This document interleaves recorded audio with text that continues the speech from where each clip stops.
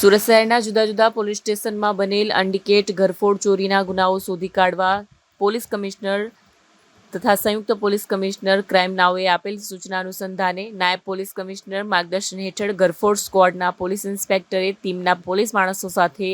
ઘરફોડ ચોરીના ગુના સંદર્ભે વર્કઆઉટ હાથ ધરી હ્યુમન ઇન્ટેલિજન્સ અને ટેકનિકલ સર્વેલન્સના મદદથી ચોક્કસ બાતમી હકીકત આધારે આરોપી સોહેલ ઉર્ફે બાટા ઇશરાર શેખ ઉંમર વર્ષ 20 રહેવાસી ઘર નંબર 3 કિસ્મતનગર લાજપુર ગામ જિલ્લો સુરત મૂળ ગામ તાંડા થાના જિલ્લો ફૈઝાબાદને પકડી પાડેલ છે। ગુનાની હકીકત સુરત શહેરના ગોડાદરા વિસ્તારમાં ઋષિનગર સોસાયટીના ઘર નંબર 426માં ગઈ તારીખ 24/5/2025ના રોજ રાત્રે દરમિયાન કોઈ અજાણ્યા ચોરીચોરોએ પ્રવેશી સદર મકાનમાંથી સોના ચાંદીના ઘરેણાની ઘરફોડ ચોરી થયેલ તે સંદર્ભે ગોડાદરા પોલીસ સ્ટેશનમાં સંલગ્ન કલમથી ગુનો નોંધાયેલો હતો।